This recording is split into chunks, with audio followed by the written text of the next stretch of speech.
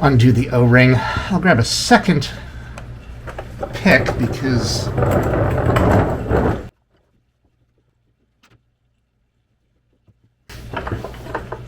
I'm chronically incapable of completing sentences.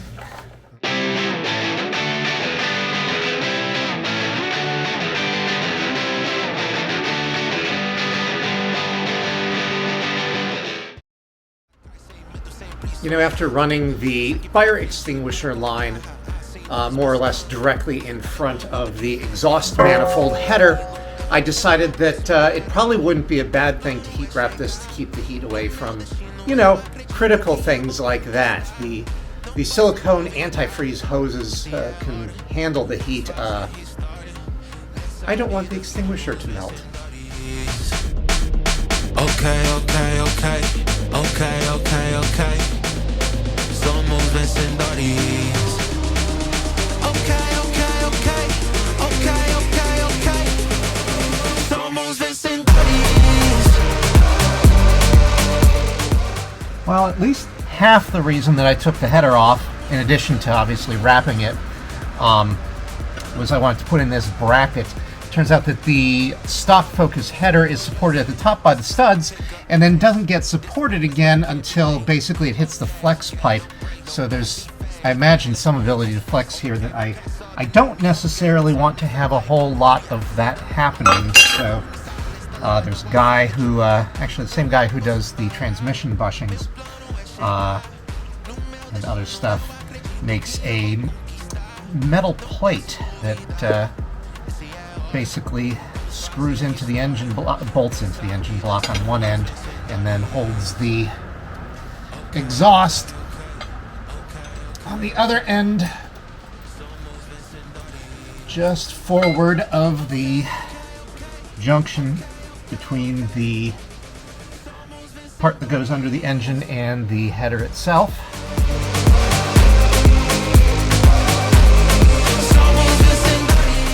I wasn't necessarily thinking that I needed to wrap anything more than the header, but this pipe goes under the engine and it's going to be sealed in with the bash plate, and it sits right under next to the oil pan basically, and if I don't get some of that waste heat behind the engine, I'm going to turn my cold air intake into a hot air intake and cause all sorts of other problems. So I may as well just, since I've got some, continue wrapping.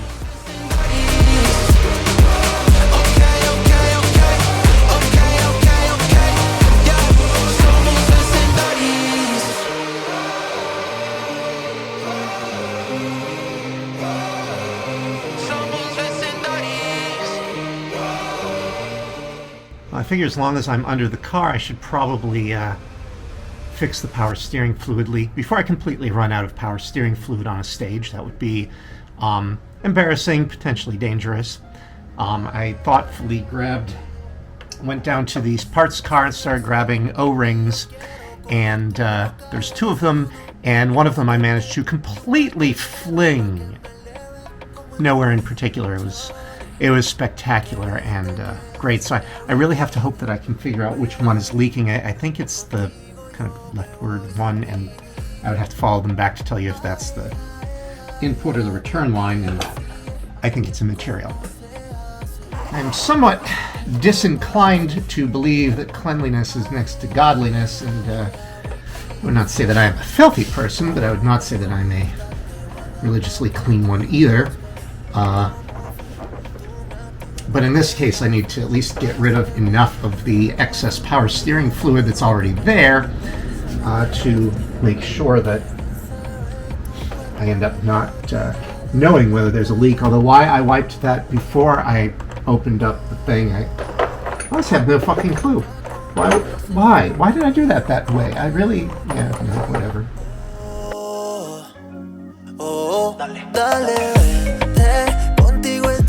Alright, note to self, do not lose this.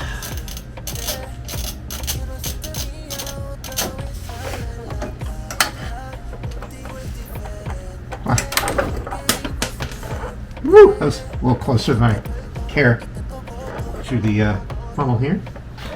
Let's put this in a safe place.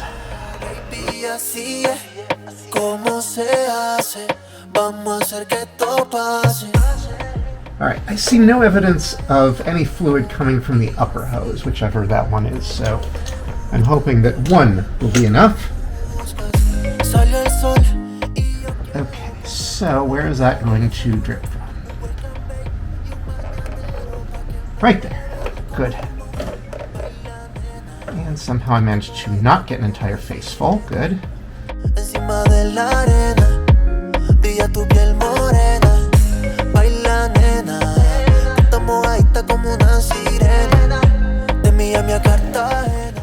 we'll just put the cat litter down now. Why not? I thought I had the O-ring. It's not on the pick anymore. But it is also not on the line anymore, so I guess that was a success.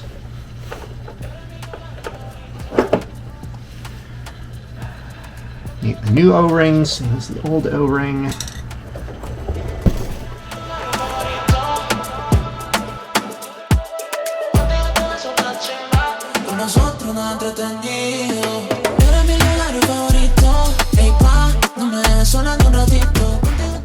Alright, so, tremendous mess, yes.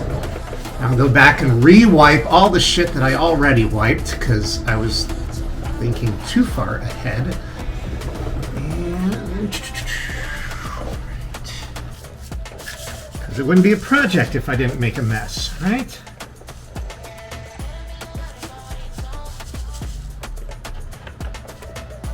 Back from a snack and a beverage, and it's cool enough to get tea instead of beer.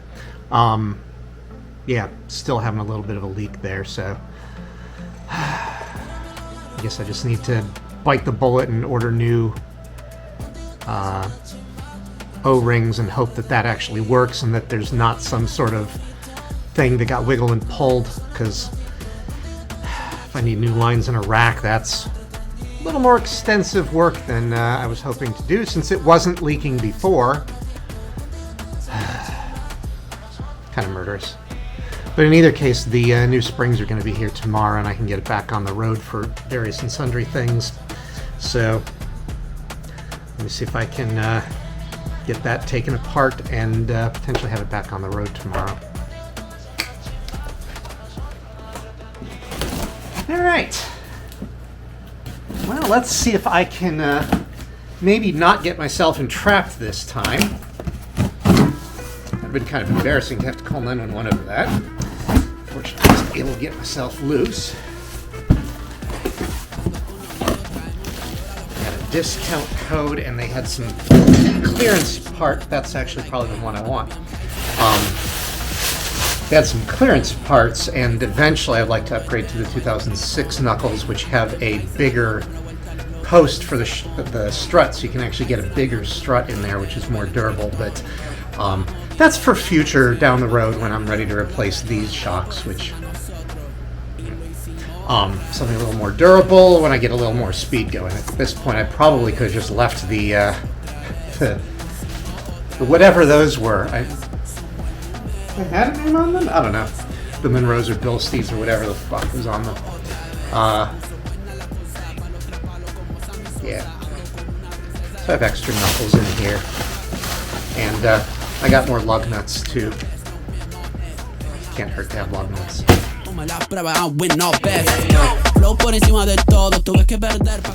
Alright. Panel shocks, or springs rather. Ando bien fly sin avión, dame la vuelta al globe de la usa la pom.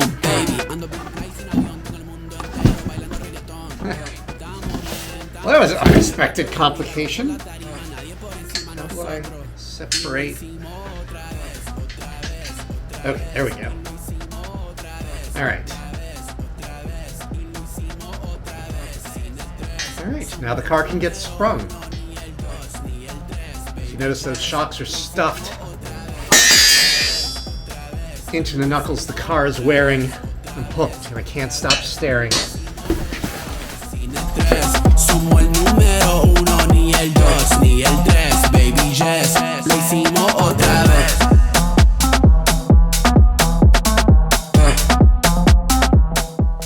think I didn't go into this with enough strategy. This is the spring that I took off of it. This is the aftermarket spring that came with, and as you can see, a bit firmer on the aftermarket spring. The OEM Focus spring that I got has about half the spring rate of this one, but as you can see is quite a bit taller. And my first effort to get this in place involved this, which as you can see adds more than an inch really, even on its lowest setting. So I was trying to cram this in there. I'm going to try using the mounts that this came with and see if maybe that goes a little bit better.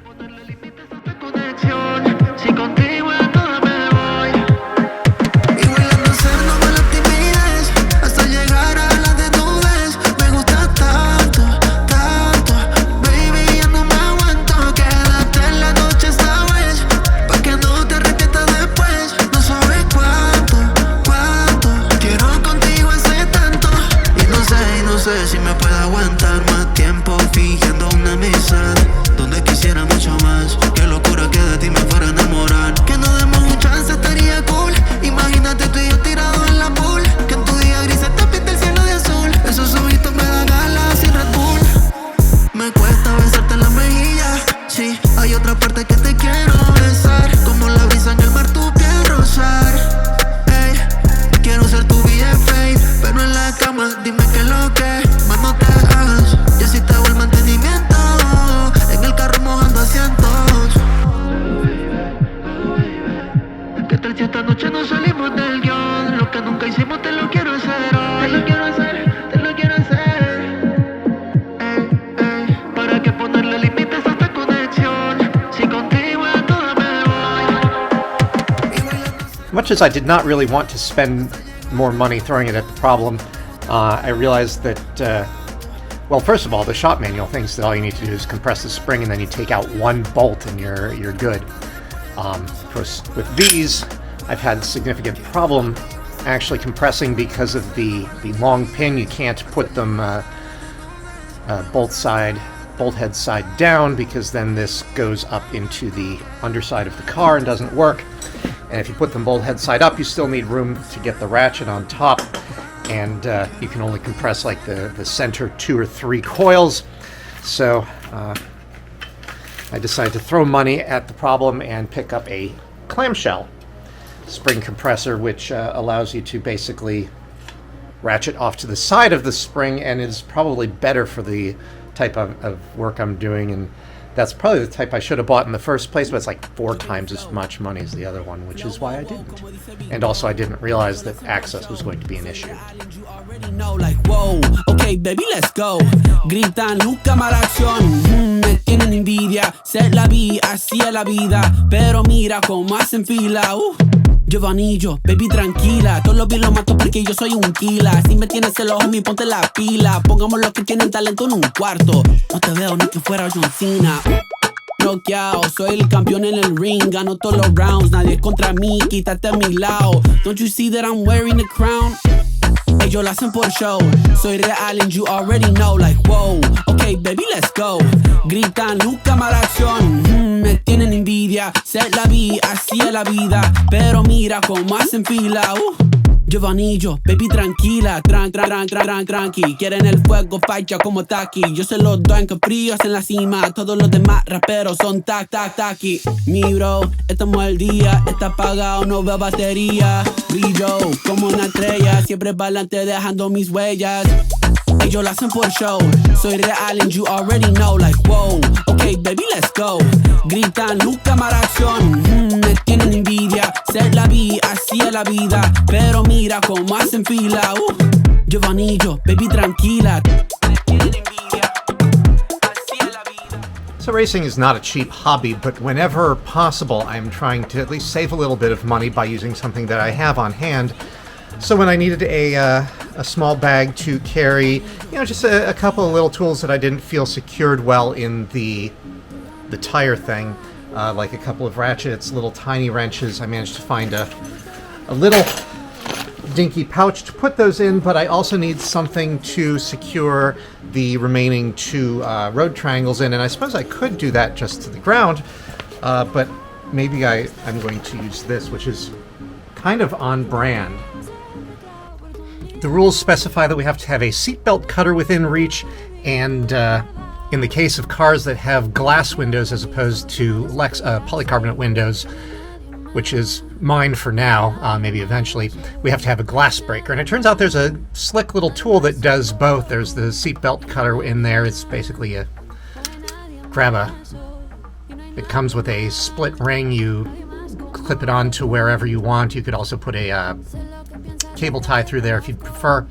And then you just yank this and this comes right off, and it's actually on there pretty tight, which is good so that it's not likely to just fly off. I figure probably the safest place to put these is right on the seatbelt itself. That way, if it, I don't know, these hold you in pretty well, so you have to be pretty flexible. I don't know that, I haven't tried it, but I don't know that I could actually reach the dash when I'm fully strapped in.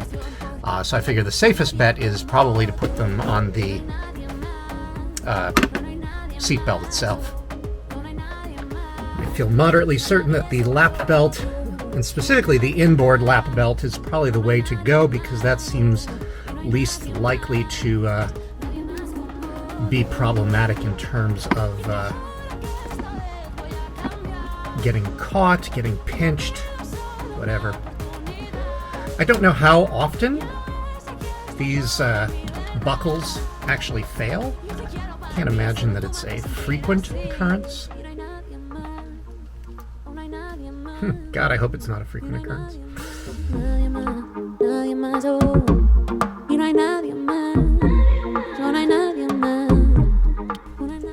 And the nice thing about the ring is that I can change this later if I decide that I don't like having it that close to my groin.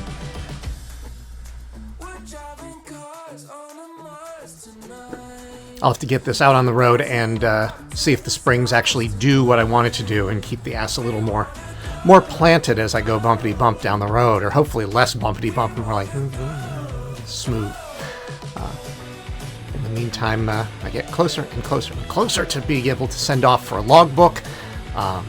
Certainly the cage is the biggest part of that, but all the little tiny bits. And if I get it painted before SOFR, great. If I don't get it painted before SOFR, that's fine too. I can always paint it later. It can go there orange. It doesn't have to go green. So in either case, keep progressing it until we finally get to that point. And remember, if it doesn't say Micro Machines, it's not the real thing.